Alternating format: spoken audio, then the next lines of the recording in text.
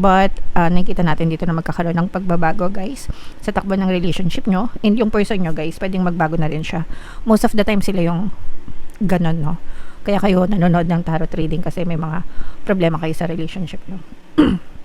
So, pwedeng sila yung ganon, mga kapiksi. Pero nakikita natin na magkakaroon ng change or pagbabago sa person mo.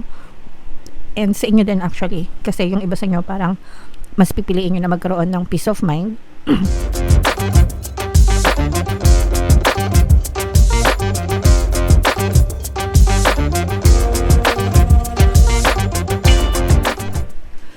Hello guys, hello Scorpio, welcome back to Pinoy Pixie Tarot. Ang pangalan ng episode natin or pamagat ng episode natin for tonight is Silip sa Pag-ibig Kapalaran. Ito yung ating love scope guys para ngayong May para sa Scorpio, Sun, Moon, Rising, Sign, and Venus.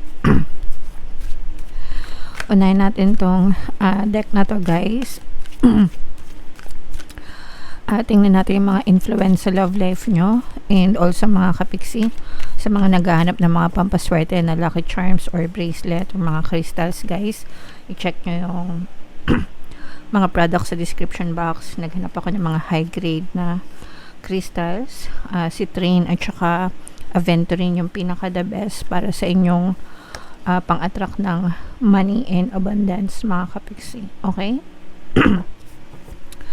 So, pasensya lang kayo sa boses natin guys. Medyo sumasablay pa ng konti. Anyway mga kapiksi, ito yung mga pwedeng maka-influence sa love life nyo. Pwedeng he-she yung relationship nyo guys or pwedeng she-she. Merong blonde female na energy dito guys. Excuse me. Yan. Sorry guys. So, meron tayong blonde female na energy guys. So, pwedeng may kulay ang buhok na parang blonde or pwede rin na literal na blondie talaga, no? Yung mga Caucasian foreigner na ibang lahi, mga kapiksi. Pwedeng ikaw ito or pwedeng siya ito. Guys, pero meron tayong ganyang klase ng energy.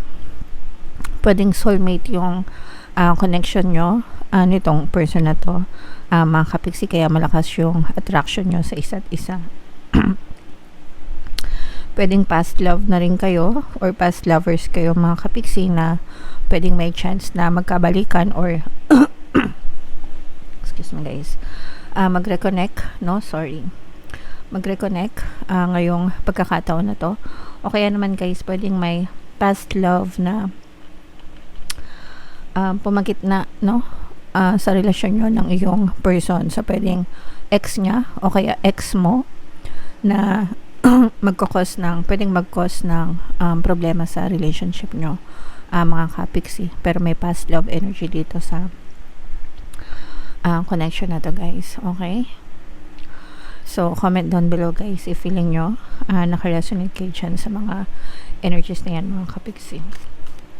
Silipin natin yung ganap sa inyo ngayong sa pag-ibig mga kapiksi. Shuffle natin to. Habang sinashuffle ko to guys, panoorin nyo muna yung video natin regarding sa ating paano mag-manifest ng abundance video course. Kapiksi, sawa ka na ba sa mga struggles at hirap sa buhay mo? Masipag ka ba at masikap sa buhay ngunit hindi ka pa rin umaasenso? Ilang beses ka na bang nag-attempt mag-negosyo at mag-invest pero palagi ka pa rin nalulugi? Sa pagkakataon na ito ay maaaring may subconscious beliefs ka na nagiging balakid sa iyong pag-unlad at pagyaman. Introducing, paano mag-manifest ng abundance video course.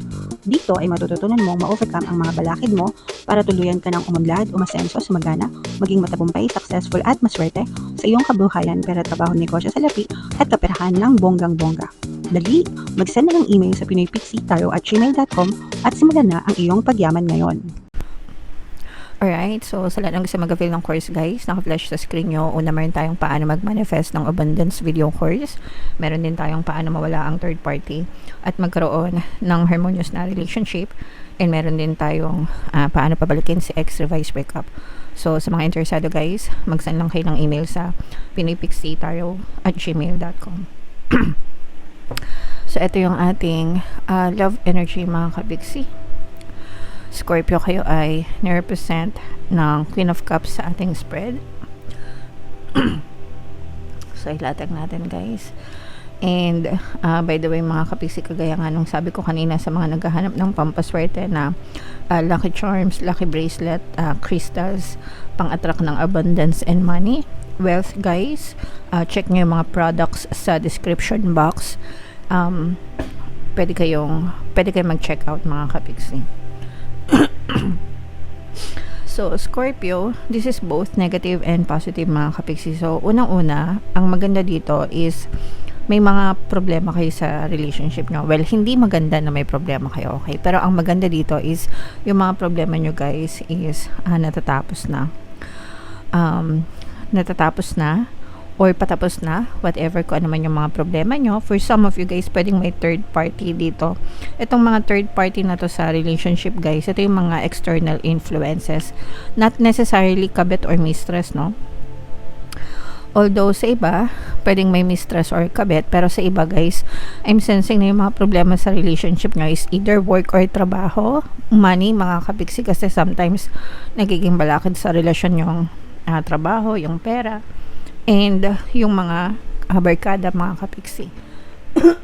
Especially if, excuse me guys, especially guys, if yung person mo is party goer, extrovert, mahilig mag-inom, mahilig magbarkada. So, for some of you guys, ganon klase yung mga problema na na-experience nyo sa inyong relationship. But, nakikita natin dito na magkakaroon ng pagbabago guys sa takbo ng relationship nyo. And yung person nyo guys, pwedeng magbago na rin siya.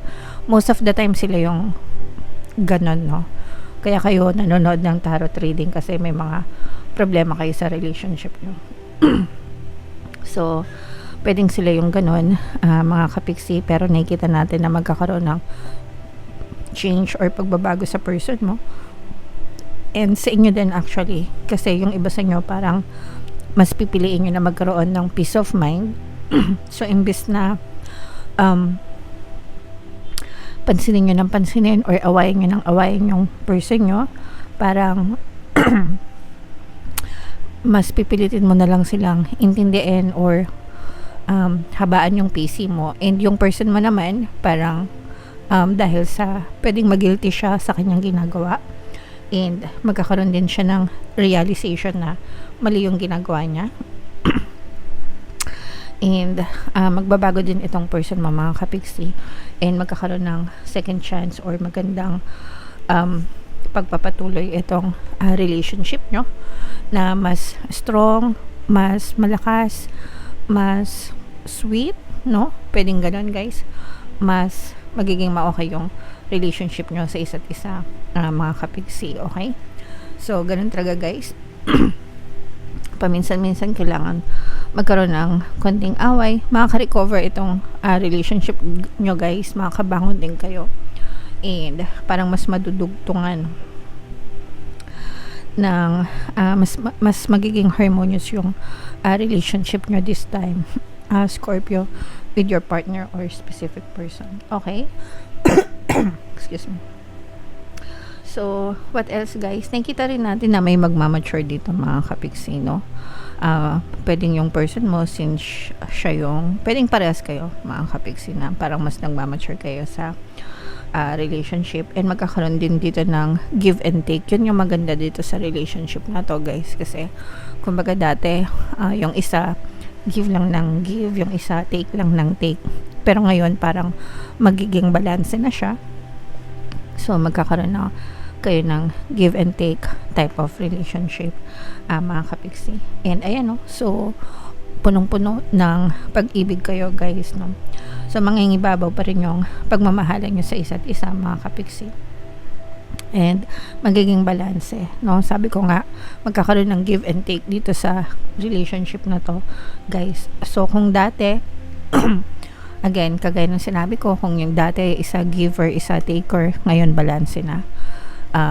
Pares na kayo, mag-give and take, mga kapiksi. So may kita talaga natin yung massive change or pagbabago, especially dun sa person na medyo immature, medyo pinag-uugatan ng problema. Magkakaroon siya ng initiative, no, na magbago for the better, para mas maging maayos yung relationship nyo guys, okay? So, very nice, Scorpio. Pasensya na kayo sa boses ko, guys. Medyo nahihirapan pa talaga tayo. Anyway, so, comment down below and i-mind nyo na to, guys. Mind second chance sa relationship. Mind magandang pagbabago. Magbabait yung person ko. Magtitino yung person ko. Pwede nyo, guys, pampakinggan yung pampawala ng balakid subliminal tsaka yung pampabait subliminal, no? Para bumait yung person nyo, mga kapiksi. So, bunot lang tayo ng isa pang card dito para sa inyong additional message. And comment down below na rin, guys, if naka-resonate kayo. Keep the door open. Don't be so focused on a closed door that you don't see the ones which open for you. So, sa relationship, guys, na wag tayo masyadong close-minded, mga kapiksi. Wag masyadong puro SP, jowa, diba? Bigyan din natin ng time na silipin din natin yung sarili natin. And sometimes masyado tayong nakukulong sa isang relationship na minsan hindi na natin deserve, no? Yung mga sobra na, mga pahirap na type of relationship na minsan pwede namang bumitaw na kasi hindi nyo deserve. And antayin yung mga SP na deserve nyo sa buhay, di ba? Pero syempre kanya-kanyang trip yan. Merong iba sa atin na gustong ipaglaban and okay lang din yon, mga kapiksi, kasi kung yan talaga yung preference nyo. Pero kung gusto nyong bumitaw and antayin yung tamang tao na para sa inyo talaga, pwede rin, mga kapiksi. Okay? It's a matter of preference, guys. So, yeah, comment down below, Scorpio, if feeling nga naka-resonate kayo.